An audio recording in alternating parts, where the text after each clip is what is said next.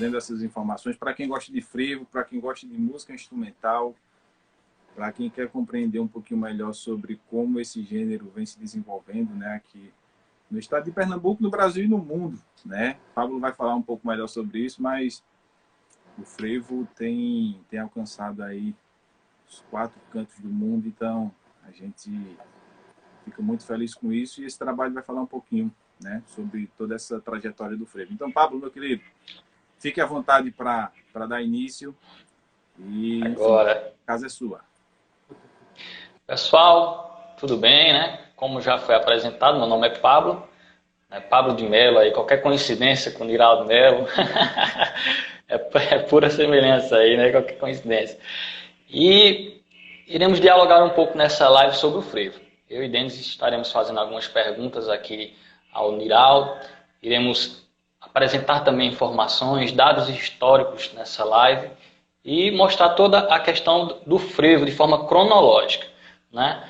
O projeto inicial recebeu o nome de O Frevo Pernambucano e sua contribuição para o cenário artístico musical do país. Ou seja, a gente abrange a questão do que será discutido aqui e trazendo a questão da cultura local, a nossa cultura que nasceu ali em Recife, que nasceu ali, que se expandiu para a Zona da Mata, que foi para o Agreste e chegou aqui no Sertão. E não apenas isso no nosso estado, mas em todo o Brasil e mundo, né? É um tema muito importante e que a gente traz dessa questão geográfica, sai daqui e leva esse tema, essa importância desse gênero musical como linguagem para o país e para o mundo, através das orquestras que também serão apresentadas aqui, né, do ponto de vista contemporâneo, né? Ou seja, o frevo ele é um gênero musical que ele sempre se transforma, ele está em constante mudança, constante atualização e nós temos as orquestras que constroem essa temática diferente, essa questão da harmonização em cima dos arranjos diferentes, a estruturação morfológica do frevo. E a gente irá debater um pouco sobre essas características e mostrar como o frevo está sendo tratado hoje, não apenas como algo que era executado apenas ali no Nordeste, especificamente em Recife, mas algo que está sendo tratado como linguagem, né? Não apenas na classe instrumental, mas também academicamente. Isso dentro da sala de aula, que vale ressaltar aqui hoje. Né? Dentro da sala de aula, em municípios que tratam desse tema no ensino infantil e que vamos aí até a academia, passando disso, né? E aí a gente começa a pensar, e essa palavra, começa os questionamentos, e essa palavra frevo? De onde foi que ela surgiu? Como ela surgiu? Qual o momento historicamente? Né? E aí eu pergunto, aí lanço a pergunta ao nosso querido professor Niraldo, né? Niraldo Melo, também licenciado em música, né? Mestre em música também. Ele vai fazer a sua apresentação aí brevemente e vai trazer essa ideia do surgimento da palavra. A partir de qual momento essa palavra frevo surgiu? Né? A gente tem alguns dicionários que falam frevo vem do ferver, mas em qual momento chegou isso? Em qual momento essa palavra ganhou forma e identidade? Foi no século XX? No século XXI? Poxa, século XIX? Vamos lá aprender um pouco essa questão histórica agora com o professor Niraldo e vamos lá, seguindo aí, falando um pouco sobre essa temática linda. Maravilha, meu querido. Desde já, muito obrigado pelo convite, Pablo. E para mim e para o Brazuca, né, que a gente tem trabalhado, né, e Denis é o grande líder, né, do projeto Brazuca Transcription. A gente vem com essa preocupação, né, em fazer esse resgate da música brasileira, dando enfoque na improvisação e nos gêneros musicais, sobretudo nos gêneros musicais pernambucanos, né?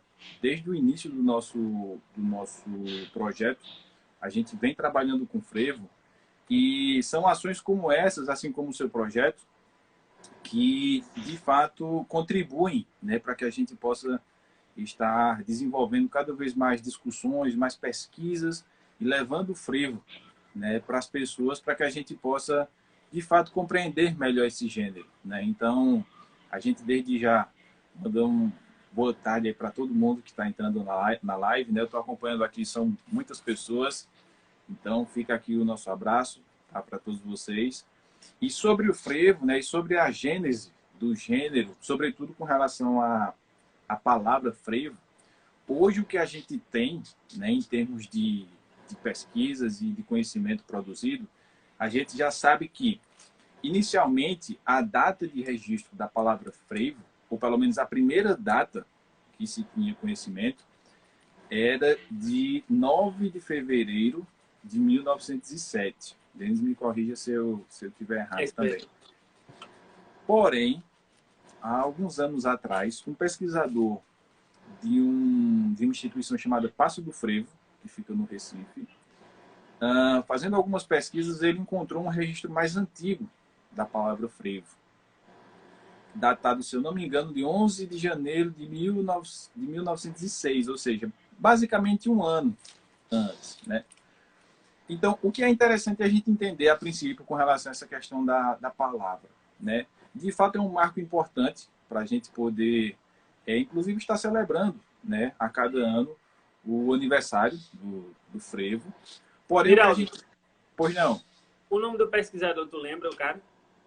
Ele era o diretor da... Pablo conhece ele. André Freitas. André Freitas, eu acredito que foi André. Exatamente. Acredito que foi André. E o que é interessante a gente compreender, em linhas gerais, com relação a essa questão dos registros, né? Primeiro que a ciência tem uma importância muito grande, né? Para a gente poder compreender, de fato, os gêneros em uma profundidade maior, do ponto de vista do conhecimento. Então, é possível, inclusive, que existam outros registros e que futuramente a gente vai estar podendo descobrir. Eu já tive acesso a alguns materiais ali de finais do século XIX, início do século XX, alguns recortes de jornais, matérias de jornais, enfim. E a gente percebe que já no século XIX existiam vários registros dos carnavais, dos festejos, né, vinculados ao que a gente chama de carnaval. E o que é que acontece? Já nesses registros, em várias partes se falava em música, o que era tocado, e aí por isso que a gente sabe, inclusive, sobre essa relação do frevo e a importância de gêneros como o machixe, a polca, a quadrilha, o dobrado. A gente sabe da importância desses gêneros na formação do frevo por conta desses registros, né? Então é muito provável que a palavra frevo possa ter sido utilizado antes, né? Inclusive em meio aos músicos, em meio aos maestros, mas hoje, até então, o que a gente tem de fato são esses dois registros, um de 1907 e um de 1906, né? O frevo ele surge enquanto manifestação musical, de fato, tem a sua gênese ali na meados do século XIX, né, para início do século XX, onde as bandas de música possuem uma importância muito grande nesse processo inicial, pois foi lá onde o frevo começou a tomar forma, né, a partir do repertório que era tocado na banda, e esse repertório levado para as ruas, inserido no contexto do festejo do carnaval, né, inclusive com uma vinculação até religiosa, mas que tem também esse outro lado, vamos chamar de profano, entre aspas, essa relação música, festejo religioso, né, esse festejo civil mais vinculado ao intrudo, né, que é uma prática pagã que foi herdada lá do período medieval e que, enfim, também contribuiu com essa configuração do que a gente chama hoje de carnaval. Tudo isso, essa junção, né, essa efervescência, de fato, de manifestações, foi o que, de fato, culminou no surgimento desse novo gênero, né, o frevo. Então, a gente, basicamente, pode pensar o frevo em alguns marcos importantes. O primeiro deles, de fato, é a gênese, né, esse processo de formação do frevo, onde a gente pode destacar, inclusive, dois compositores muito importantes, que foi Zumba e Capitão Zuzinha. Esses maestros tiveram uma contribuição bem lembrado. Inclusive, Pablo, eu não sei se Denis e vocês já tiveram acesso as composições e os primeiros frevos, né, desses maestros, mas eles ainda, muitos desses frevos, possuem uma característica ainda muito próxima do dobrado. Então, você ainda consegue, muitas vezes, ali, observar aquelas características do trio do dobrado, por exemplo. Divisor de águas é um desses, né? Divisor de águas. Exatamente. Exatamente. Até porque, Niraldo, se a gente, como você bem citou, né, a gente apresenta nesse momento, você bem colocou aí sobre o surgimento da palavra, a questão cronológica do tempo, partindo ali do século XIX, início do século XX, nós estávamos saindo aí do segundo reinado, e entrando na República, né, a partir de 1889, e você bem colocou essa questão cronológica e apresenta nomes, né? Nós também temos algum movimento cultural com Chiquinha Gonzaga e tal, outros nomes já aparecendo nessa questão do frevo sendo trabalhado com a estruturação. E como você bem disse, ela tem um formato das marchas. Até porque o próprio frevo nasceu naquele momento com bandas militares, grupos que tocavam marchas, né? A história apresenta em uma sequência lógica esses grupos que eram formados para tocar nessas manifestações folclóricas, né? E aí eu gostaria que você continuasse com o seu discurso, porque está totalmente dentro desse período histórico, né? Se dentro tiver alguma informação também, pode contribuir aí e vamos levando. E sobre isso também você pode analisar que, tipo, se você pegar o frevo, ele é tipo uma marcha acelerada, né? Digamos assim. Exato. Uma marcha bem mais acelerada. Se você tocar, digamos, vassourinha em ritmo de dobrado, soa um pouco dobrado. Esse dado é interessante. Eu acredito que até na minha dissertação de mestrado eu citei algo nesse sentido, que assim como o choro, fazendo algumas pesquisas sobre o choro, e tentando entender até a própria relação histórica, né? Esse movimento das massas populares que deram início aos gêneros musicais brasileiros ali no século XIX, e a gente entende que muitos pesquisadores falam que o choro nasceu não necessariamente de um tipo de composição específica, né? De uma forma específica, de um estético específico, mas de uma forma de se tocar. Então, eles falavam que normalmente as pessoas tocavam as músicas de uma forma um pouco chorosa, vamos dizer assim. Então, foi nesse jeito abrasileirado de se tocar, sobretudo o repertório de música europeia, que surgiu o choro. No caso do frevo é bem semelhante, porque você tem esse conjunto de gêneros, esse repertório com frevo, com dobrado, com polcas, com marchas, machistas, enfim, e que foi sendo tocado de uma forma acelerada, né, cada vez mais acelerada, para que pudesse se contextualizar todo esse cenário de carnaval, de festejo, enfim, e a partir daí surgiu o frevo. Então, esse gênero surge a partir de uma forma abrasileirada de se interpretar esses repertórios, né? Isso é bastante interessante e, de fato, as bandas de música tiveram uma contribuição muito grande, inclusive adentraram para um próximo marco histórico do frevo, que foi a era do rádio. Então, ali a partir de 1930, a era do rádio teve uma importância muito grande, porque nesse período se produziu muito, né, com relação às gravações, aos registros gravados dos frevos.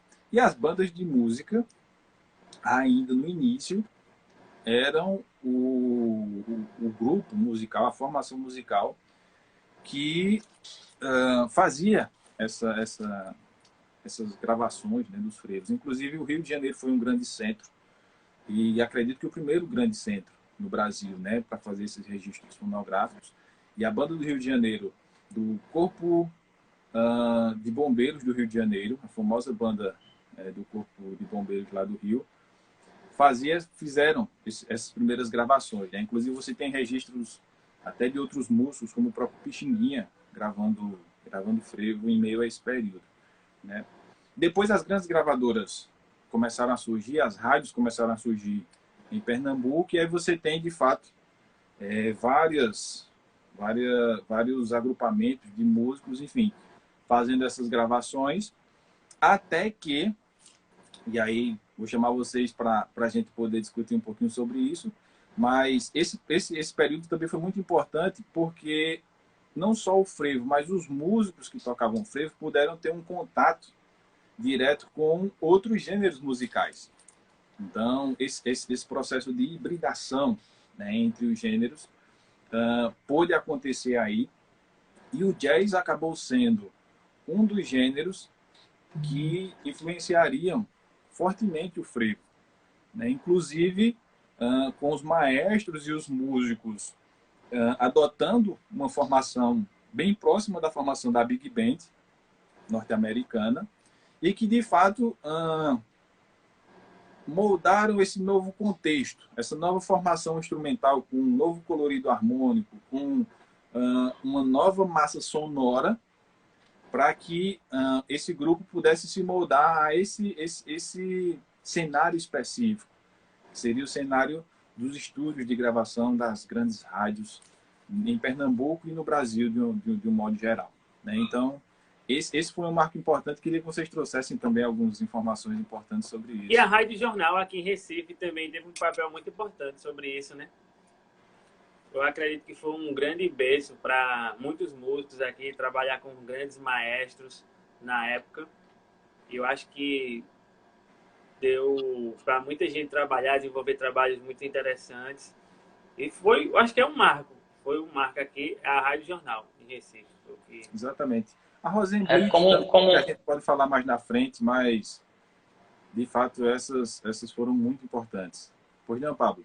Como o Denis bem colocou, né? Foi um marco. A gente vê, como eu disse no início da live, o frevo ele é cronológico, né? Assim como grandes gêneros, como grande parte dos gêneros brasileiros, o frevo também não fica para trás. Ele há uma cronologia, né, exata para ele. E Niraldo bem colocou sobre os efeitos da linguagem do frevo. E até fez uma comparação com o chorinho. Isso é interessante. Veio várias coisas na cabeça aqui. Mas aí se for para falar do chorinho, aí a gente é outra live. Outra live só para falar do chorinho com a influência do sotaque, né, que o chorinho tem. Aquele choro, aquela expressão do choro em si, como você bem colocou. E eu vejo muito isso no saxofone quando ele toca. Parece que realmente está chorando ali. Há algo diferente, e a gente vê essa influência do som desse momento na música brasileira nos sons dos anciãos trompetistas e saxofonistas, trombonistas que temos em Pernambuco, né? Estamos aí falando de linguagem, influência essa que eu acho que recai sobre vocês e sobre mim. Temos Duda, por exemplo, que traz muito essa linguagem do choro em si no seu saxofone, assim como o seu Fernando aqui em Petrolina, né? Duda está em tratamento, aí acabou tendo melhoras. Um abraço para todos os seus familiares. Aqui o pessoal do Sertão acompanhando nos grupos de música aqui do Sertão Pernambucano, acredito eu que do Brasil, que tem muito carinho por ele. É um homem que ele mudou um pouco o formato do frevo, até porque Niraldo apresenta a questão da influência do jazz. Eu vejo muito o jazz dentro das canções de Duda. A gente pode até falar um pouco sobre isso. E eu faço também um contraponto, Denis. Eu não sei se você conhece, Maestro Fernando. Seu Fernando, carinhosamente. Não. Ele conhece? Não. É daqui de Petrolina, cara. Do sertão ao litoral, aqui é cultural, como eu falei em uma das minhas canções. Maestro Fernando é responsável por fazer um trabalho similar ao do Maestro Duda em Recife, no litoral. Ele formou vários músicos aqui que hoje fazem parte do cenário artístico musical do município. E recentemente tivemos o prazer, seu Fernando já bem, sabe, bem velhinho, aquela coisa para lá da terceira idade, mas cara, durinho, tocando frevo, 3 horas de frevo. Ele toca assim tranquilamente, não é não, Niraldo? Exatamente. Tivemos a oportunidade de lançar o CD de Odés Jericó, grande trompetista que influenciou aí, tem até tese de doutorado falando sobre a forma de improvisação dele. E eu gostaria que Niraldo falasse um pouco sobre essa linguagem do frevo, antes de a gente adentrar nessa questão da formação da influência americana. Aí eu deixo a questão da influência americana na formação com o Denis falar um pouco sobre a formação inicialmente das orquestras. E depois Niraldo vai completando, incrementando aí as informações. Essa questão da linguagem é uma discussão muito profunda, né, que de fato desperta o interesse dos músicos. E, na minha opinião, quando a gente fala de linguagem, a gente precisa entender, primeiramente, o que é que constrói esse vocabulário que vai ser falado, né? E aí a gente recai também em um termo muito importante dentro do campo da música, que é o idiomatismo, ou idioma musical. Então, Exato.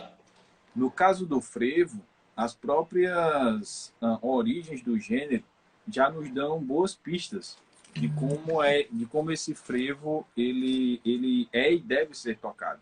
Então, como a gente falou, os repertórios de música, sobretudo europeia, tiveram uma influência muito grande, né?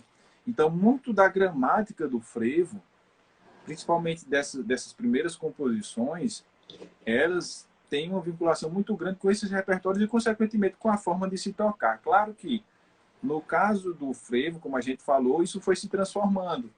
E por que ocorrem essas transformações? Primeira coisa é a gente entender que o contexto ele tem uma importância muito grande na forma como a gente toca o frevo. Então, pesquisas como do professor Ayrton Bank e do professor Érico Veríssimo já abordam de uma forma bastante interessante, nos traz muitas informações que já mostram cientificamente que o contexto social e cultural tem uma influência muito grande na forma como a gente toca ou deve tocar o frevo. Por exemplo, Érico evidenciou que os músicos que tocam, por exemplo, nas ladeiras de Olinda, eles têm todo um conjunto de parâmetros para você poder aferir se aquela orquestra é boa ou se não é boa, ou o quanto aquela orquestra é ou não é eficiente. Por exemplo, parâmetros que a gente, quando vai tocar na rua, eles são bastante importantes. Volume. A orquestra precisa tocar forte.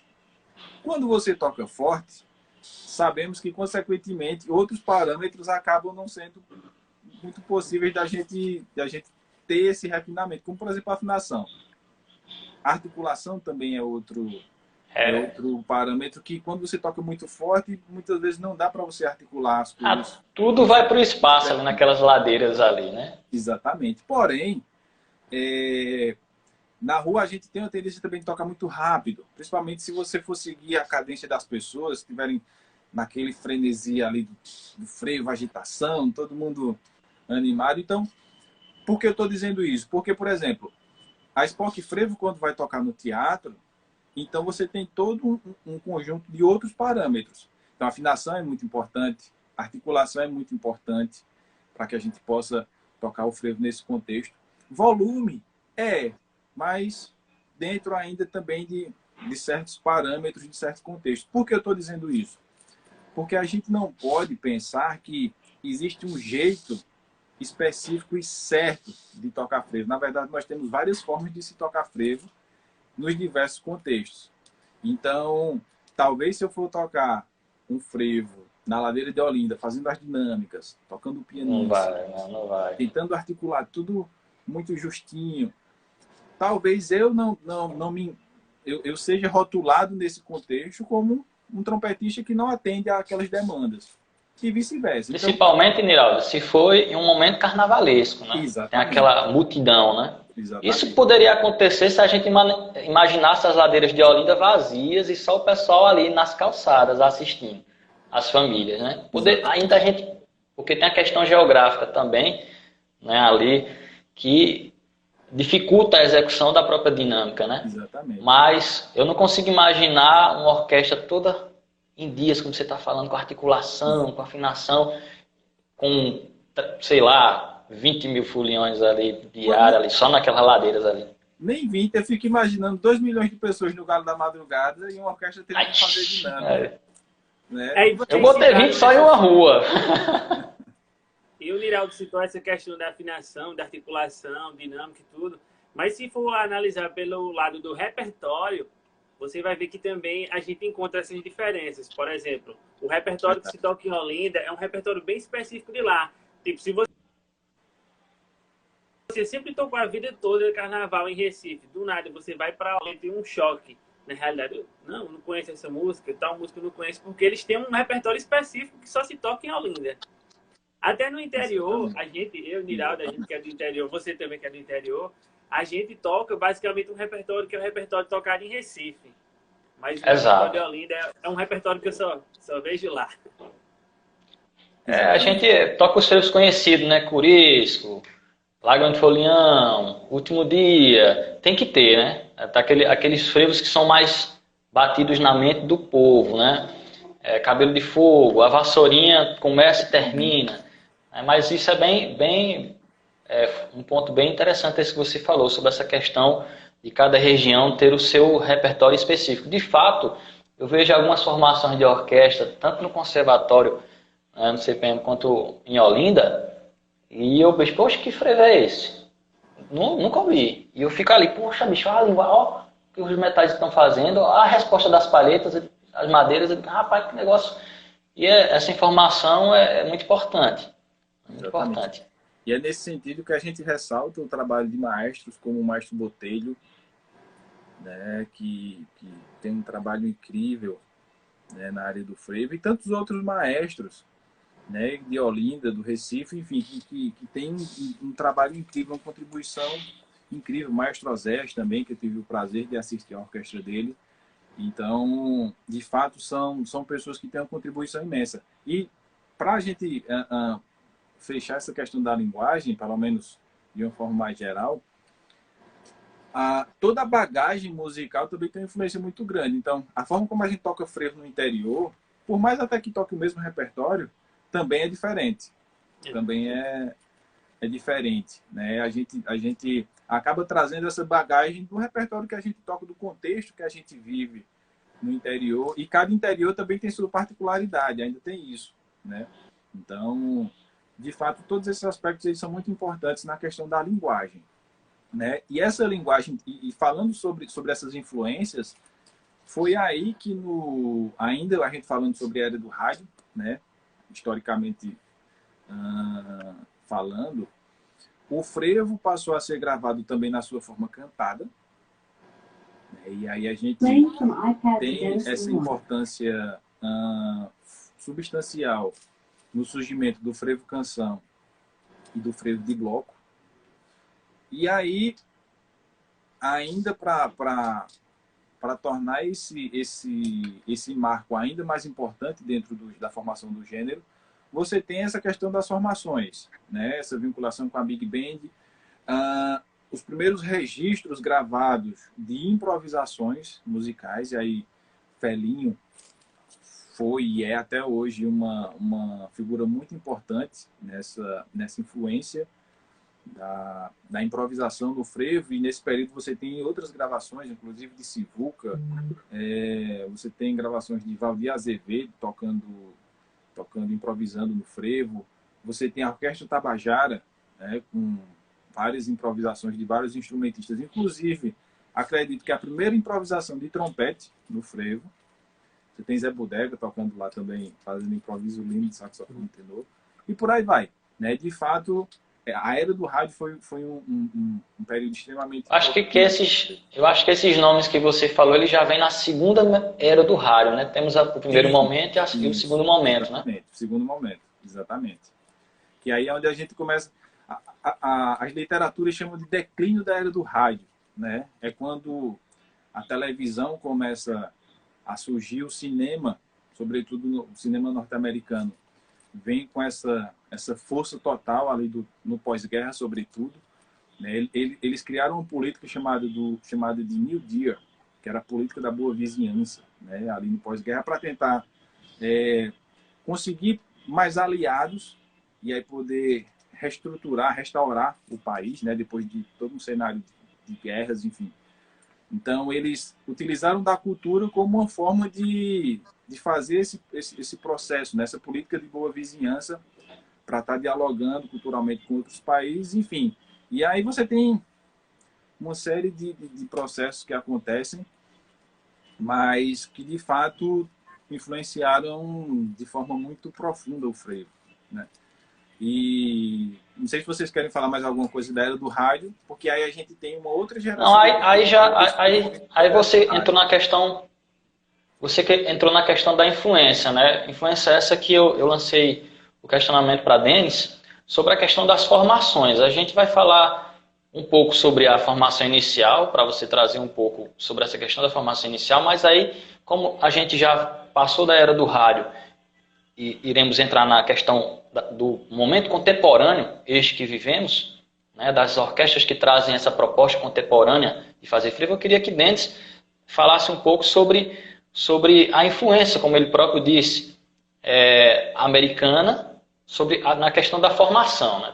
Fazendo um paradoxo entre as big bands, em qual momento essa influência chegou aqui no nosso país, assim, em termos de orquestra, de orquestração. Nós sabemos que o frevo ele tem um formato, né? A história mostra o frevo com um conjunto de um tarol, um bumbo, prato. Temos aquele que a gente conhece como a cozinha, né? Toda a questão da formação, só que cada um fazendo o seu papel, e isso muda um pouco no momento contemporâneo, né? Nós temos a formação que entrava clarinete, requinto nas madeiras, saxofone, tenor, todos esses instrumentos de madeira, assim como os instrumentos de metal, que seriam bombardino, trompete, trombone, tuba, enfim. Toda essa questão da formação. Só que essa formação, Denis, ela muda, né? Nós sabemos aí, acredito eu que a gente já sofre, eu e você e Niraldo, sofremos um impacto dessa influência em cima das formações e a orquestra de frevo muda. Não apenas no Recife, mas em todo o sertão pernambucano, em todo o nosso estado, Brasil e mundo.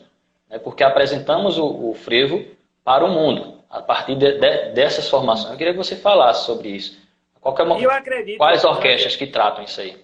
Eu acredito que ela passa a ter essa formação que, digamos, que nós temos hoje, né? Que ela tem grande influência da Big Band. Quando começa a chegar os primeiros discos aqui no Brasil, começa a chegar os primeiros discos, os compositores, os arranjadores começam a ouvir, começam a ter aquela noção de como soa uma orquestra com 4 saxofones, 4 trombones, 4 trompetes. Na primeira formação, onde nós tínhamos a tuba, já começa a ter o baixo elétrico, a gente já tem a guitarra, algumas orquestras já apresentam com piano, teclado. E isso, eu acredito que é essa influência de quando começa a chegar os discos, o advento da TV. Então, começa a se pensar mais a orquestra dessa forma mais quadradinha, mais moldadinha, bem mais estruturada. E temos que é um marco, né? A Spock Frevo Orquestra, que aí ele pode falar muito bem sobre essa orquestra, que o cara que faz parte da orquestra. Pronto, Niraldo, né? Você pode falar um pouco sobre esse momento contemporâneo aí, tendo como exemplo, o maior exemplo da gente aqui, que eu digo, foi exemplo para você, foi exemplo para mim, foi exemplo para a Denis, a questão da Spock Frevo, né? Falar sobre a sua participação na Spock Frevo e o quanto essa influência americana mudou na questão da formação e composição. Maravilha. Pessoal, só um momento. Quando o Denis estava falando, a voz travou um pouco. A imagem travou um pouco aqui também. Tá legal aí? Tá legal, tá legal. Às vezes dá um pequeno travadinho, mas é alguma coisa de conexão, de internet. Mas está dando para entender. Eu acho que todo mundo está conseguindo acompanhar bem. Ok. Vamos lá, Niraldo. Pode? Eu só queria fazer um registro sobre a era do rádio, que a gente não falou alguns compositores, né? Mas Exato. Nelson Ferreira foi um compositor extremamente importante, né? E a gente tem a inserção da música cantada e Capiba, né? Foi um compositor, é um nome muito importante dentro desse período. Inclusive, tivemos o prazer de assistir recentemente um show do Claudionor Germano, né, que foi, enfim, transmitido para todo o estado, e a gente pôde acompanhar, né, ele cantando clássicos desse repertório. E depois desse período, você tem um outro momento ali na história do frevo, com compositores, muitos deles ainda vivos e atuantes, né, onde você pode ressaltar nomes como Duda, Clóvis Pereira, Guedes Peixoto, Edson Rodrigues, Maestro Nunes, Maestro Ademir Araújo. Estou esquecendo de alguém, Denis? Tu falou Nunes, não foi? Falei Nunes. Deixa eu ver se Edson Rodrigues. Edson Rodrigues. Que basicamente assim, são o grande corpo dos Sete Corações, né? Que é um documentário incrível sobre a história de 7 compositores de frevo. E que esses compositores, então, já vêm dessa influência do frevo tradicional, a gente poderia chamar assim, ou aquele frevo da primeira geração, do início, da Gênese, com essa mescla já do frevo ali na era do rádio, onde você tem a inserção, como o Denis falou, dessa nova configuração instrumental, né? E músicos esses, inclusive, com uma atuação muito importante dentro das gravadoras, enfim, ainda dentro da rádio, né? Na década de 80 foi um período bem difícil para as gravadoras de frevo, onde você teve, na verdade, eles chamam de declínio, de fato, da era do rádio, inclusive com algumas enchentes, né, que acabaram atingindo uma das grandes gravadoras que existem aqui no Recife. E esse momento foi um momento de pouca produção, vamos dizer assim, pelo menos historicamente, o que a gente tem em termos de pesquisa, os autores têm falado sobre, de fato, um processo meio que de declínio, né, desses registros, dessa produção do frevo. E aí, a partir da década de 90, ainda com esses compositores que eu citei, né, e com novos compositores, de fato, você vai ter um período de ressurgimento dessa manifestação, né? Na verdade, foi uma política cultural estabelecida aqui no estado de Pernambuco, onde você, de fato, eles tentaram pegar gêneros musicais pernambucanos, né, e, de alguma forma... boa noite, meu querido. Boa tarde, meu querido Ledo Ivo. Está por aí. Um grande músico. Boa tarde. Um forte abraço, meu querido. Então, na década de 90, você tem esse movimento, né, de resgatar esses gêneros musicais e tentar levar esses gêneros para as grandes massas. É tanto que a gente tem um registro muito importante do Hino de Pernambuco, né, que foi gravado em diferentes gêneros musicais e é um marco desse projeto, né? Mas o que a gente pode falar é que, de fato, vindo desses compositores como Duda, Edson Rodrigues, Nunes, Clóvis, enfim, você chega na contemporaneidade tendo, de fato, um grande marco na história do frevo. Eu digo sempre que, na verdade, o trabalho desenvolvido pela Spock Frevo Orquestra, sobretudo o disco Passo de Anjo, foi um divisor de águas, um novo divisor de águas na história do frevo, né? Por quê? Não só porque eles trouxeram novos elementos, né, e toda uma nova concepção na forma de se tocar o frevo, de se interpretar o frevo.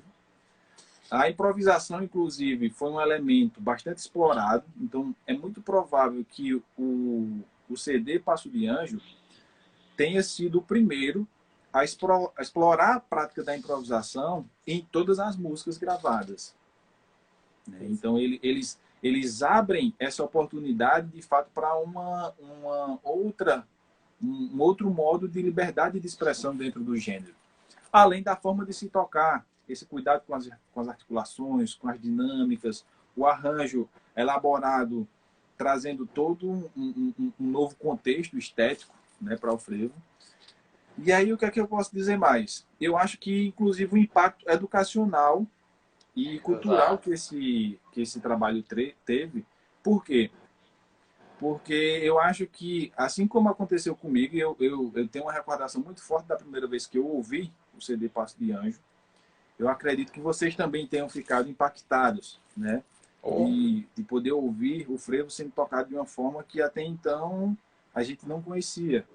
E a cada música a gente vibrava, né? Eu me arrepiava todo a cada improviso, a cada música que se iniciava. Então, acho que todos os músicos daquela época e após esse trabalho, acho que todo mundo, de alguma forma, sentiu vontade, se sentiu motivado para tocar frevo, para tocar na Spock Frevo um dia, né? E isso teve um impacto muito positivo, educacionalmente falando também, né? Não sei se existem estudos, acredito que não, sobre isso, mas eu lembro que na minha época de conservatório, o Denis também, a gente foi contemporâneo nessa instituição e em a mesma época, a quantidade de músicos do interior que vieram estudar, né, na capital, em busca de aprender não só o instrumento, mas também aprender o frevo, de se aproximar dos músicos da Spock Frevo para ter aula, para entender como é que se toca aquilo, foi um movimento, de fato, assim, muito impactante no cenário musical. Que, para poder dar a fala para vocês e não ficar também falando o tempo todo, que também contribuiu com essa nova geração de músicos que nós temos hoje, né? Então, além da Spock Frevo, o cenário hoje, na verdade, ele é marcado por uma grande produção musical, né? Então, você tem músicos como Henrique Albino, Amaro Freitas, Maestro Forró, com a orquestra e os meninos da Bomba do Emetério. César Miquiles, né? César Miquiles também, com a Transversal, exatamente, um outro trabalho fantástico. E são muitos os grupos, são muitos compositores. Eu lembro que Renatinho, né, o Renato Bandeira, guitarrista da Spock Frevo, ele falou uma coisa bastante interessante, porque ele comentando com a gente, pessoal, eu nunca tinha visto um cenário de jovens compositores. Às vezes o guitarrista ele está ali com 2 anos de guitarra estudando e já compondo frevo, já tocando frevo, né, já gravando o gênero, enfim, já tentando se apropriar dessa linguagem. Então, de fato, assim, eu acho que a Spock Frevo, juntamente com o trabalho de todas essas pessoas que a gente citou, como o Pablo falou no início da live, o frevo ele vem se transformando no decorrer dos tempos, né? Então, a gente entende que todas essas pessoas que contribuíram desde aquelas primeiras práticas, século XIX, banda de música, até os dias atuais, essas pessoas são muito importantes para a gente poder ter o frevo como a gente tem hoje, né? Nessa configuração que a gente tem hoje. Não sei o que é que vocês acham. Denis, pode falar sobre Não, pode falar sobre a experiência aí, da Spock Frevo, a influência que ela teve sobre a sua formação também. Já eu falo da minha.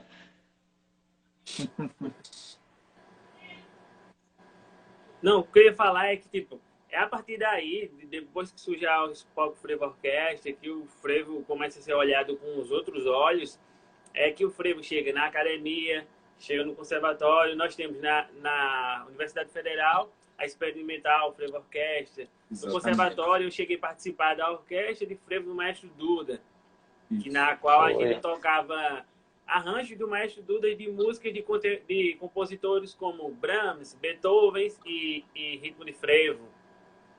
Que essa orquestra existiu no conservatório por acho que uns 3 anos. Quem era o líder era o filho de Duda, o Nino Pernambuquinho. Tive o prazer de participar ainda da primeira formação. Nino Pernambuquinho é uma figura. É uma figura. Eu acompanho o trabalho dele. Eu acompanho o trabalho de todos vocês, né? Não é de hoje. Eu fico só, vocês citando os nomes, eu digo, é uma figura. Porque eu conheço o trabalho, mas pretendo conhecer, quem sabe, um dia pessoalmente. Viu, Denis? Eu posso falar também de forma direta, né? Um impacto informativo, né? Não apenas cultural, na linguagem, na questão da modificação da linguagem, né? Técnica.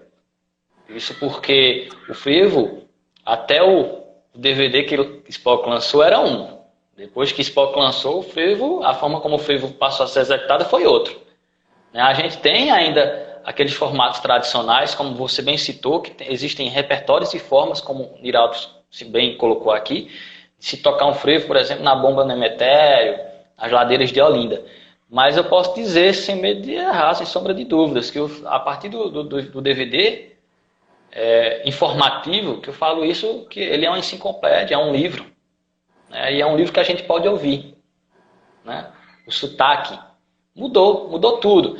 Eu lembro muito bem a primeira experiência que eu tive com ele. Eu ganhei um presente de Java Dilma, Java Ferreira Javinha, é um amor de pessoa, tenho ela como mãe e me ajudou em muitas questões técnicas no saxofone, e ela trouxe aquele produto, né, gravado ali, levou ali para o centro de Pernambuco, a cidade de Floresta. Até então tem um Instituto Federal lá, que hoje ela atua aqui, na zona rural, mas ela foi atuar lá e modificou a forma como toda a galera tocava frevo ali. Isso porque as madeiras, falando agora de madeiras um pouco, tocava rap. E Spock ele traz uma nova linguagem. Aquela linguagem chega em Floresta, aquela linguagem chega em Serra Talhada, chega em Belém de São Francisco, vai para Cabrobó, sabe? E vai subindo até chegar em Petrolina, porque é uma reta só, né? E tem as ramificações. Então teve esse impacto, sem contar que o próprio DVD da Spock Frevo, né, um DVD totalmente informativo, né, nesse momento contemporâneo, ele é autoexplicativo. Há momentos que Spock ele fala da divisão que houve ali da década de 30, a divisão do frevo, né, que a gente ainda não pontuou aqui, que ele mostra a diferença entre que é um frevo de rua, que foi bem colocado por Niraldo lá em cima, lá no início da live, quando ele fala sobre as orquestras que estão tocando ali e não tem como aquele momento de trabalhar a dinâmica, a afinação, porque são várias orquestras juntas, às vezes uma orquestra há de confronto com outra, e é necessário tocar um frevo que às vezes uma tem uma rixa com a outra, aquela coisa toda, aí tem que tocar um frevo mais alto, e ele dá no próprio DVD o exemplo de Cabelo de Fogo, né? Isso. Que é um exemplo que todo mundo começa a tocar ali, ou seja, auto informativo. Né? Até então nós não sabíamos a divisão. A partir daquele momento, Pernambuco todo, o Brasil todo ficou sabendo da divisão do frevo daquele momento ali. Ele mostra também a forma do frevo ventania, né? Tem um frevo abafo, o frevo ventania, o frevo, Denis, frevo... Coqueiro. Exato. Ele dá exemplos disso aí. Ou seja, quando eu vejo os exemplos práticos, a questão informativa, poxa, ali é uma enciclopédia. Quem quiser aprender, vai assistir ali. Quem quiser aprender ouvindo também e passar para o instrumento, vá lá. Depois disponibilizou os arquivos em PDF na internet, ou seja, foi um marco. E aí, o próprio Sertão ele passou a ser mar de frevo. E não apenas o Sertão. A Spock Frevo começou a rodar no mundo. Foi um projeto atrás do outro, muitos empresários por trás, muita gente envolvida. E o Brasil começou a ser visto, Denis, não apenas como o Brasil da Bossa Nova, nos filmes americanos e estrangeiros. Não apenas o Brasil do baião, ali do forró em si, através do grande nome Luiz Gonzaga. Mas passou a ser visto como o país do frevo. E aí, eles vão para, depois de rodar o mundo todo, mais de 120 países aí, até na década quer dizer, na década não, no ano de 2009, quando eu tive o primeiro contato com o Spock, no Festival de Zé Dantas, em Carnaíba, né? Um abraço, professor Cacá Malaquias. Né? E aí eu tive acesso com o Kleber do trombone na época, os meninos me mostraram os caras na Finlândia, velho, tocando, e já tocando jazz, pau a pau com a galera da Finlândia que totalmente, eram as 3 loirinhas lá, os caras, uma no saxofone, outra no trompete, outra no trombone, se não me engano. Meu irmão, muito jazz, cara, no festival de jazz e a orquestra Spock Frevo lá no meio, velho, levando o Brasil e tocando jazz a todo vapor. Então isso, bicho, não tem pra onde correr. Ele acabou mostrando para o mundo do que o Brasil é feito. E aí depois de muito tempo rodando, eles vão para Nova York, e aí eu quero que Niraldo fale sobre a experiência da Spock Frevo em Nova York ali, quando a orquestra Spock Frevo tocou no mesmo palco, né, da orquestra de Wilton Marsalis, né, grande trompetista, cara que também é influência para grandes trompetistas nesse quesito do jazz em si, o jazz popular, a linguagem afro americana do jazz, ela é aquela do gueto que nasceu ali, que ele recebe aquela influência de Charlie Parker, depois de John Coltrane, e eu acho que o jazz ele torna-se mais vivo, instrumentalmente falando, ele não morre, ele não fica ali, ele fica vivo. E quando eu digo morre, é a carne que morre, mas a história ela fica, o conteúdo físico fica para a gente ter acesso e e continuar com ele ali. Mas aí eu vejo o Wilton como um produto disso. Como dizem, a cronologia também do jazz agora na América do Norte. E ele passa a ser influência para os trompetistas aí do mundo todo. Eu acredito que foi uma experiência muito bacana. Eu gostaria que Niraldo falasse sobre essa experiência da Spock Frevo também, a forma como foi executado o frevo ali, como a troca de informações, como ele disse que o frevo brasileiro é o jazz. Vocês têm a sua linguagem do jazz, não precisam de outra. Eu quero que o Niraldo fale um pouco sobre isso. Então, Pablo, você falou muitos pontos extremamente importantes, né, para a gente entender o frevo. Eu só queria, dentro da tua fala, destacar algo que muitas vezes a gente acaba não refletindo de uma forma geral. De fato, o trabalho da Spock Frevo influenciou demais a música no interior, né? A forma como a gente passou a buscar essa nova forma de se tocar frevo. Porém, podemos fazer uma pequena ressalva. A música do interior também teve uma influência muito forte na forma como o grupo Spock Frevo toca. Até porque muitos dos compositores que fizeram arranjos para a orquestra tocar são do interior, né? Então, na própria história do frevo, a gente tem uma tendência muito de colocar o frevo sempre quase no litoral, extremamente associada ao litoral, principalmente Recife e Olinda, né? Por conta do surgimento, né? Exatamente. Surgimento em si, né? Por conta do surgimento. Mas esse frevo, ele ganhou outros espaços, né? Adentrou pelo interior, como o Pablo fala, né? Hoje ele é do sertão ao litoral, e muitos músicos e compositores do interior também contribuíram de forma muito efetiva para a construção desse cenário. Você falou do professor Cacá Malaquias, é um grande exemplo, né? Assim como vários outros compositores. Clóvis Pereira, por exemplo, é de Caruaru, né? Clóvis Pereira é de Caruaru. Você tem o próprio maestro Adelson, professor Adelson, que é de Gravatá, interior de Pernambuco. Gravatá. O pai dele é daqui de Pesqueira. Então, olha que legal. Flávio Souza, trombonista da Spock Frevo, na primeira gravação do Passo de Anjo, de Belo Jardim. Músico de Belo Jardim. Então, você tem músicos no Marcos FM de Timbaúba, o Pedro está colocando aí, arranjador da Spock Frevo Orquestra. Então, o interior também tem uma contribuição muito grande, né, nesse processo. Então, é um diálogo muito grande, né, entre interior, capital, e graças a Deus que isso tem acontecido e que a gente pode estar vivenciando o frevo nessa nova forma, vamos dizer assim, né, de se pensar, de se tocar o frevo.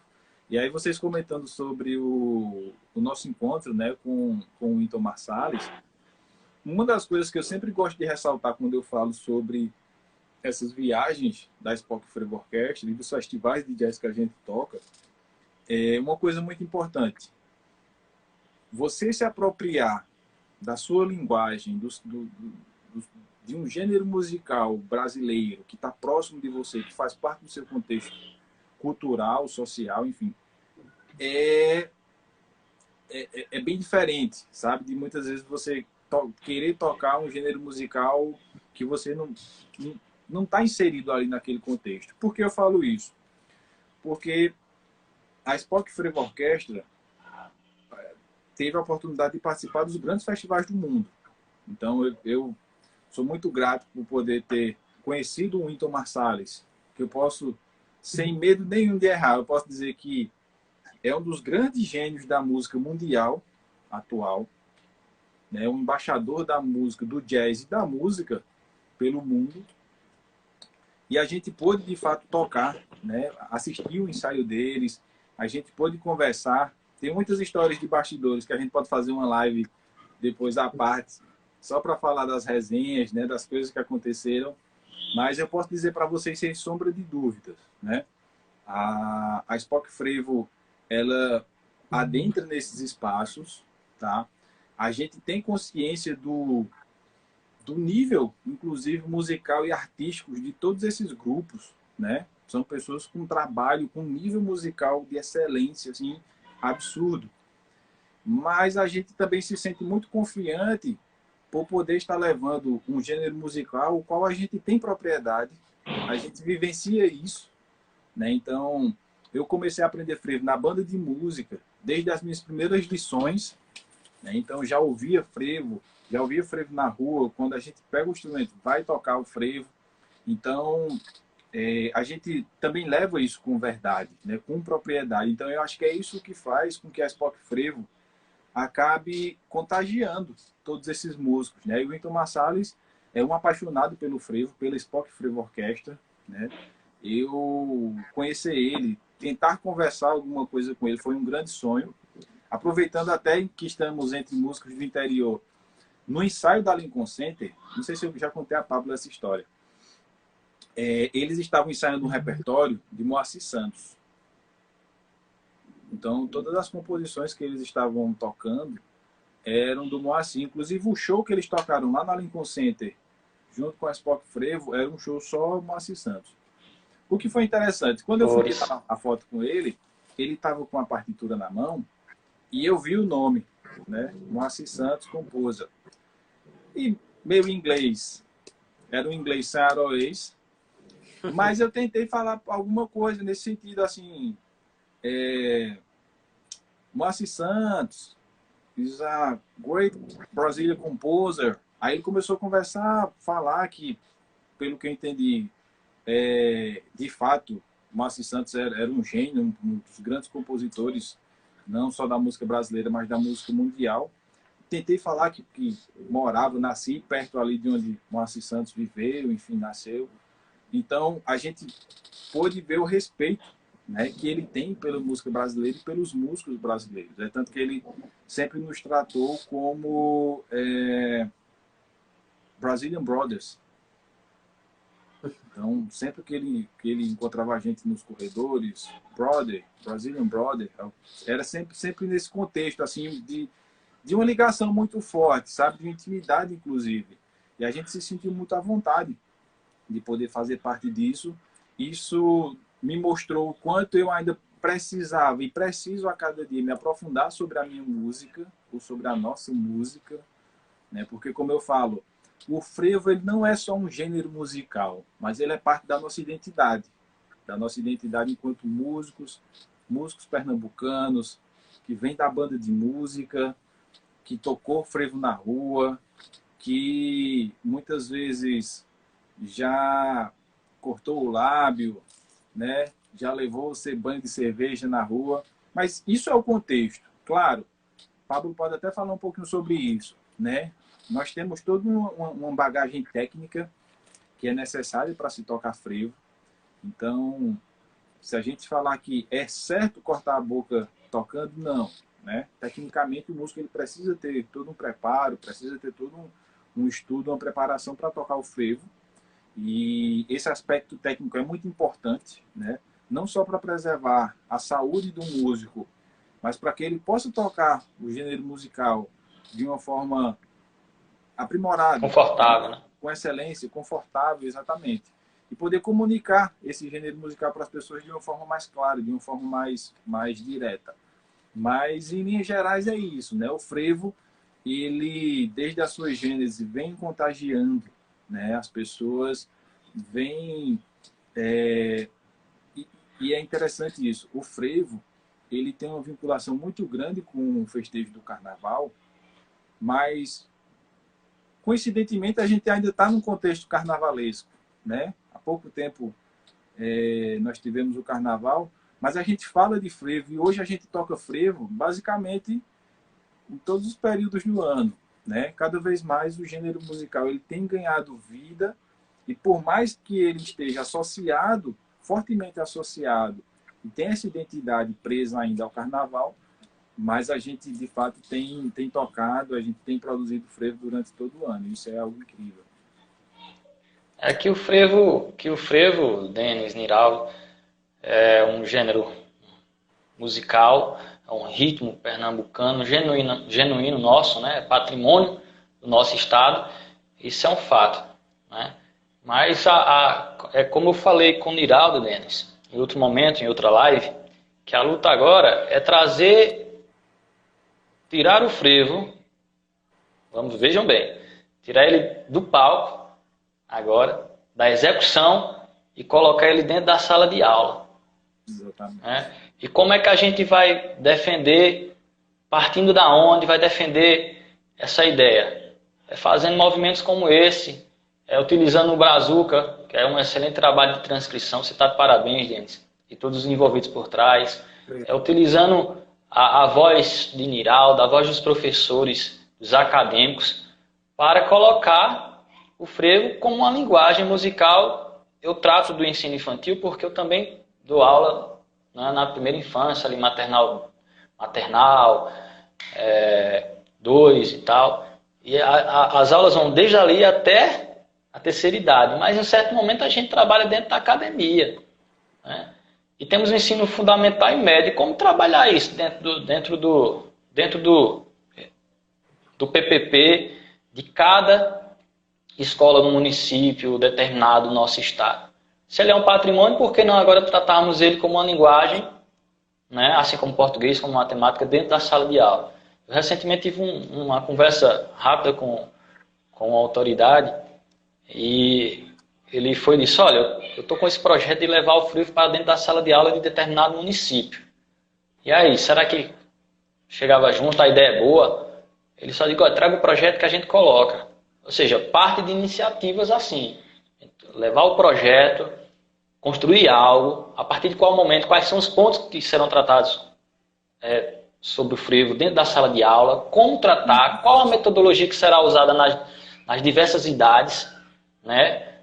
Desde da primeira infância, dos anos finais até ensino fundamental e médio. Né? Como tratar isso? Aí é uma conversa mais complexa, acho que daria uma live só para esse assunto, né? De forma acadêmica e estruturada. Após a live a gente poderia sair para copiar, ou até mesmo já copiar no momento da live, para ir fazendo as ideias acontecerem. Mas a minha bandeira que eu tenho defendida é essa. Vamos levar o frevo agora para a sala de aula. Agora resta saber como levar de forma padronizada. Isso tornar-se lei. Não apenas no meu município, mas em Sanharó, mas Denis é de Sanharó também. Isso também. Sanharó também, terra do queijo. Então eu ia para Recife, parava lá direto. Parava aí, no caso, né? E a minha ideia é essa, cara. E tomando como base a preocupação, né? Como é que vai ser ensinado esse frevo? No futuro distante, quem sabe, o governador que for entrar agora esse ano vai contratar professores licenciados em música com habilitação em determinado instrumento para tomar de conta das aulas em determinados municípios através de um concurso. Olha que coisa interessante, né? Poxa, como é que a gente vai trabalhar? Porque, como o Niraldo bem colocou lá em cima, ele, poxa, às vezes a gente toca, corta o lábio e tal, aquela coisa toda, e como é que esse frevo... É errado tocar o frevo a chegar ao ponto de cortar o lábio? Tem que ver, temos que estudar como foi que isso aconteceu, como isso ocorreu, né, Denis? Temos que ver, estudar, fazer um estudo clínico do caso aí para ver até onde ele chegou para que acontecesse isso. Mas que normalmente, essa não é a ideia, não é chegar aqui. Normalmente. E para não chegar aqui existe uma série de etapas, né, que a gente vai estudando até chegar o momento de tocar 3 horas, 4 horas, 7 horas, como o próprio Niraldo já passou, você também aí tocando em trios, Galo da Madrugada, aquela coisa toda, e chegar um momento que o corpo está esgotado, mas a técnica está em dia, porque se não tiver você não aguenta 1 hora, você está entendendo? E eu digo isso, essa falta, o sertão tem a necessidade, tem a carência de profissionais que tenham, por exemplo, um bacharel e uma habilitação em determinado instrumento. Um curso técnico em trompete, um curso técnico em saxofone. Né? Temos a licenciatura em música, já é um grande avanço, do qual eu faço parte, em Petrolina.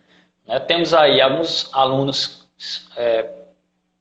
que saíram de Belém de São Francisco, são alunos do Instituto Belo Jardim, o Instituto Federal do Belo Jardim. E aqui eu cito o próprio Breno, temos outros. O Breno está fazendo um papel excepcional, um cara de um coração gigante. Eu gosto muito dele. Né? E a coisa está caminhando em passos, não vou dizer que sejam lentos, mas são os possíveis. São os possíveis. E até chegar num grande sertão, extremo sertão, ou no final do sertão, que é Petrolina e Afrânio. Né? Temos aí só em Petrolina, em época de bandas marciais, 30 grupos sendo formados. E aí o guri tá tocando ali, aquela coisa, um ano tocando, menos de um ano tocando, já é inserido, pô, porque já influencia ele a tocar. Mas e aí? Vamos ver como é que esse guri tá tocando, clinicamente, como é que tá a laringe dele, como é que tá as amígdalas dele, será que ele tá atacando bem, tá articulando bem? Eu falo isso com essa preocupação porque em floresta eu não tive um professor habilitado em saxofone, não tive um professor no início de 2007, quando eu tive o meu primeiro contato. Tive 4 aulas só para passar lições. Eu aprendi o saxofone praticamente em casa.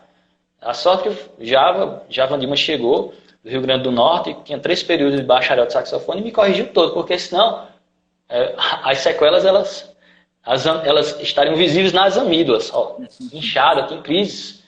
Isso por quê? Porque eu tocava com a garganta, cara. E a gente imagina um guri tocando com a garganta em 2007, né? E em pleno 2022, se não tivesse alguém para só cortar o errozinho ali. Como é que essa saúde desse guri está?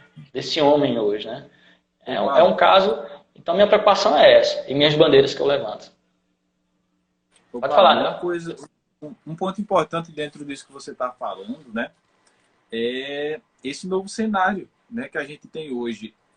Eu, pesquisando mais sobre as formas de se aprender o frevo, mais uma vez eu convido os colegas que quiserem ter acesso à minha dissertação de mestrado, enfim, algum material sobre frevo, posso compartilhar com vocês.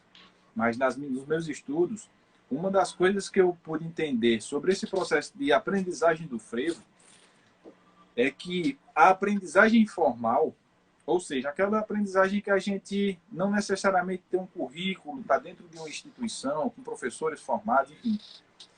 Esse aspecto da aprendizagem é muito importante para o frevo. Então, o tocar de ouvido, né, você poder ouvir as pessoas ali do seu lado e tentar copiar aquilo, tentar imitar. A própria prática em conjunto com os músicos, né, e você vai aprendendo, pega uma dica com um músico mais experiente, por aí vai. Todos esses elementos da aprendizagem informal, né, a própria enculturação, a sua inserção ali na manifestação, né, naquele contexto, na banda de música, na orquestra de frevo, por aí vai, tudo isso é importante. Né? E, de fato, por muitos anos, isso era, de fato, a única forma, vamos dizer assim, de você aprender a tocar frevo. O que é interessante hoje? Nós somos de uma geração onde nós passamos por esse processo da aprendizagem informal. Tenho certeza que a escola de todos aqui foi muito do repertório de ouvido, tocando na rua, ouvindo os músicos mais experientes. Então, a forma de se tocar, a gente tentava copiar, tentava imitar, né? Aprende dentro do contexto mesmo. Então, muitas vezes, eu lembro a primeira vez que eu fui tocar frevo em um comício político, eu sabia 3 frevos. E eu toquei 3, mas eu saí tocando 6. Porque meu tempo ali eu fui pegando e pegava metade, pegava o início, pegava o finalzinho e por aí vai. E o que é interessante nisso? A nossa geração, por exemplo, é uma geração que vem desse contexto da aprendizagem informal, mas teve a oportunidade de passar também pelo contexto da aprendizagem formal. Então, a gente estudou a técnica instrumental, a gente estudou o repertório, a gente conhece sobre equipamento, né? A gente conhece sobre teoria musical, conhece sobre harmonia. Então, hoje, o que eu tenho visto é que as gerações que produzem, que tocam frevo, elas têm a oportunidade, têm esse novo perfil de transitar tanto pela aprendizagem informal quanto pela aprendizagem formal. E eu acho que é isso que tem caracterizado, inclusive, o alto nível de performance dentro do frevo. Giraldo, os arranjos cada vez mais estão desafiadores. Pois não, Paulo? Eu ainda posso completar que esse assunto sobre ter ou não formação, eu falo mais a nível por exemplo, de um concurso. Infelizmente, e agora eu falo infelizmente, grandes nomes da música, da nossa música, não apenas pernambucana, mas brasileira, inclusive internacional, Não, eles não passaram por conservatório e nem faculdade. Por que eu estou falando que é uma faca de dois gumes? Porque a gente, no momento, tem pessoas que são formadas e que se deparam com a lei, é necessário da lei para que elas entrem em exercício de forma com um concurso, e pessoas que eu conheço que não entrou na faculdade, não entrou num bacharelado, mas o cara tem uma performance alta maior do que quem está ali na faculdade. Você está entendendo como é? Eu costumo tratar com muita delicadeza esse assunto, porque quando falta o conhecimento necessário, o cara, infelizmente, vai passar aquilo que ele aprendeu, como você fala, na informalidade. Na informalidade. Agora temos que saber de onde veio a informalidade. Se ela é empírica ou qual momento da vida desse cara ele passou de ser informal e teve contato com alguém que passou por um ensino técnico aprofundado com outra pessoa, e esse cara pode ter dado um auxílio pequeno, nem que seja um mínimo, um só, mas que mudou a estrutura anatômica da embocadura do determinado cara que estava tocando errado e que mudou o som dele para toda a vida. Eu falo nesse aspecto. Às vezes uma informaçãozinha pequena faz toda a diferença e que infelizmente a gente não encontra no município, por exemplo, no interior, como eu digo, porque há uma necessidade, há uma falta, porque grande parte dos músicos que eu conheço, grande parte não, todos, eles vêm dessa escola que a gente vem. Sim. Da escola informal, a coisa que está acontecendo no ouvido, a técnica está rolando, como é que faz? É na curiosidade. E às vezes o cara vai tocar um som rouco, faz de forma errada no instrumento e, poxa, vem aspectos de sangue, mas lá na palheta. Pô, tem um negócio errado aí. Eu falo sobre essa questão de orientação.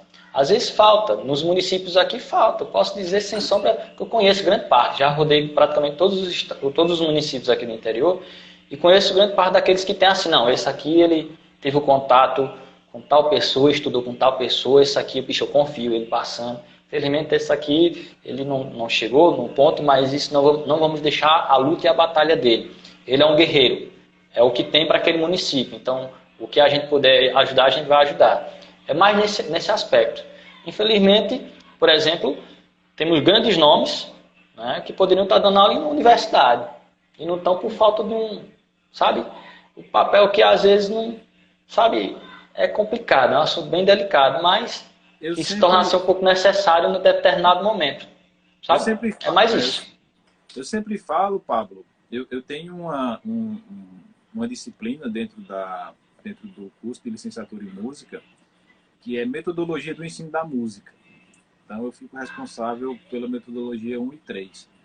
E uma das coisas que a gente trabalha muito na metodologia 1, né, que é com base naquele livro Pedagogias em Educação Musical, a professora Maura Pena, ela tem uma frase inicial ali no texto, né, e não necessariamente ela fala sobre formação, mas ela fala sobre conteúdo. Então, ela diz que dentro desse campo da metodologia do ensino, né, é muito importante você saber o que e como ensinar, né? Então, ela até fala, tem um trechinho que ela fala assim, o que ensinar sem o como, ou você ter o como sem ter o que, são coisas que acabam se anulando por si só. Né? Então, a gente, de fato, muitas vezes acaba tendo pessoas com a formação, mas não tem o quê, não tem o conteúdo em si, né?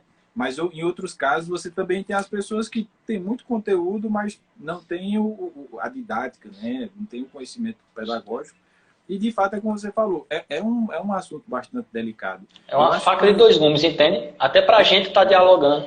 Eu acho que o que é muito interessante nesse contexto é que hoje eu consigo perceber um cenário, por exemplo, onde as pessoas têm buscado esse duplo perfil. Por exemplo, Denis foi professor de musicalização para bebês, não foi, Denis?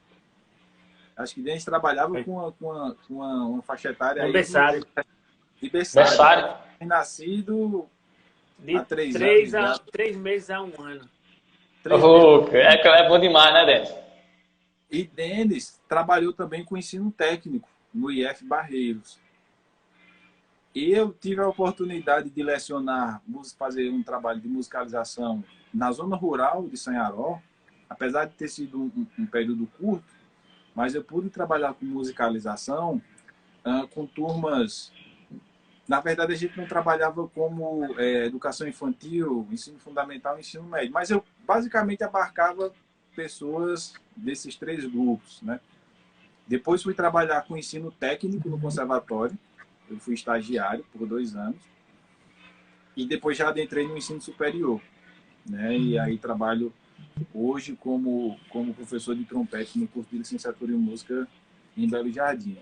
Pablo é licenciado em música, tem um trabalho, uma atuação fantástica, não só no campo da educação musical, mas como performer, né? E eu acho que todos nós também temos essa vinculação do campo pedagógico, mas também do campo performático. Então, eu acho que isso reflete um perfil profissional que, na verdade, é uma possível tendência para as próximas gerações, né? De buscar esse perfil, porque, de fato, a gente consegue abarcar o campo de trabalho de uma forma mais efetiva, né? A gente consegue adentrar nesses diversos segmentos dentro do campo da música, né?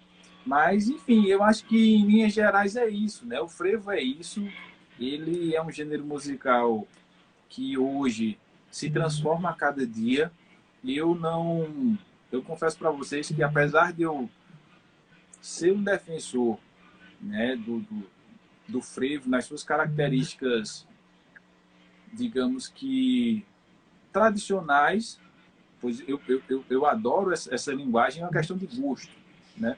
Eu adoro a linguagem tradicional do frevo, né, das primeiras gerações, enfim, mas eu não nego que também tem uma vinculação muito grande com essas misturas, né, esse diálogo com o novo, e eu acho que isso não descaracteriza o frevo, pelo contrário, né? Esses diálogos, eles são muito importantes para a própria manutenção do gênero.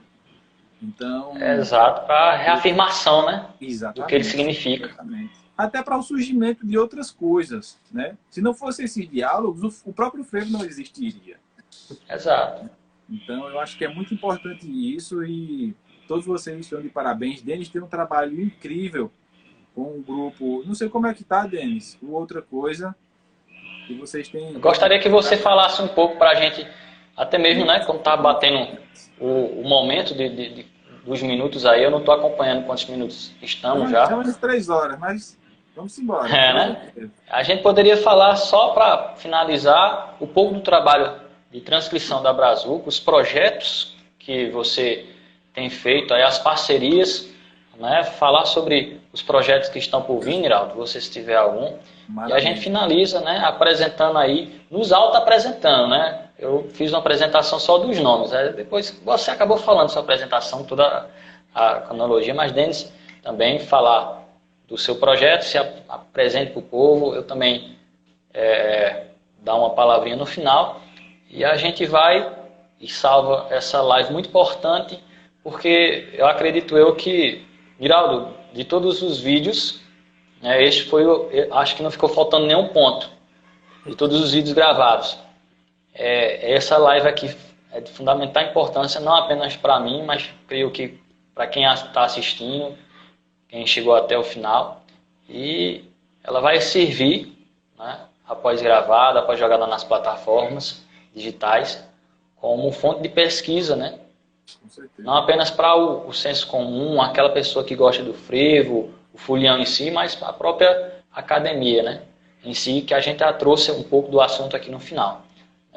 É só gratidão até aqui. Eu gostaria que Denis falasse um pouco sobre aí esse projeto e a gente dá andamento aqui. Sobre essa questão do Brazuca, né? Eu comecei com o Niraldo. A gente começou a ter deu um gás pesado. Aí acabou dando uma parada, porque eu atualmente estou trabalhando fora do país, eu estou trabalhando como músico de cruzeiro, então eu tive que me ausentar. Eu estou aqui agora por conta foi uma situação atípica, questão de pandemia e tal, mas eu estaria lá agora. Então eu tive que dar uma parada, mas a gente vai tentar seguir um pouco mais com o projeto, né? Se eu não me engano, acho que a gente chegou a postar, eu acho que umas 30 transcrições, acho que tem uns 30 vídeos de transcrições. Algumas lives que a gente fez com uma galera muito importante, com a Adelson, com o Renatinho Bandeira, com o Cacá Léo Gandman, Cacá. Léo Gandman, uma galera massa. Tá tudo lá no Eu assisti algumas, compartilhei alguns vídeos. Tem tudo lá no canal da gente no YouTube, um material massa de pesquisa e tal. As transcrições também para quem estuda improvisação, que quer se adentrar um pouco mais nessa questão de como improvisar no frevo e fazer aquela análise, né, do que a galera costuma usar mais, como funciona a fraseologia desse gênero. E eu acredito que é um projeto massa, mas requer tempo, dedicação. Às vezes, alguns projetos tiram um pouquinho você de lado, mas depois você volta e tal. Mas eu tenho a intenção de tentar focar um pouco mais. Mas, por enquanto, está um pouco apertado. Liraldo acabou sendo papai. Essa questão, além de professor universitário, né, que acaba tomando uma grande parte do tempo do cara, ser pai também tem toda essa responsabilidade, né? Então a gente está meio que um pouco de tempo para investir no projeto, mas não vamos deixar morrer. É um projeto massa. Exatamente. O importante é alguém que comece, meu amigo. Depois que começou, não pode parar mais, não. É porque, Pablo, a logística do Brazuca, de fato, assim, ela demanda de muitas áreas, né? Denis é um cara muito ativo. Então, assim, tem toda uma questão de transcrever as músicas, depois você tem que jogar isso para um programa de editoração, depois você converte isso em imagem, aí tem toda uma parte de edição de imagem, né? Depois tem toda uma produção textual, depois você ainda tem toda a parte de organização do Instagram e do YouTube. Então, assim, de fato, a logística é muito complexa. Como o Denis falou, o cara tem que manjar. Tem que manjar dos aparelhos tecnológicos. Isso. Os nossos projetos pessoais, de fato, acabaram tomando um pouco de tempo, né, para a gente, sobretudo nesses últimos 6 meses, né? Como o Denis falou, eu me tornei papai, né? E isso demanda de bastante tempo, de bastante dedicação. Fora os projetos, as próprias aulas do IFPE agora estão voltando, né? Possivelmente eu estarei assumindo a coordenação do curso. Então, assim, uma série de demandas, mas a gente de fato vai tentar buscar estratégias para não deixar o Brazuca morrer, né? Eu, então, tomando a palavra, já aproveito também para agradecer a todo mundo que entrou na live, né? Agradeço a você, Pablo, pelo convite, né? E por poder proporcionar o Brazuca, né? E representado não só por mim, mas por Denis, que eu acho que é a figura central do nosso projeto, a gente poder participar desse momento, né? Parabenizar a Leal de Blanc, né? Que tem oportunizado momentos e tem inclusive incentivado, né, momentos como esse.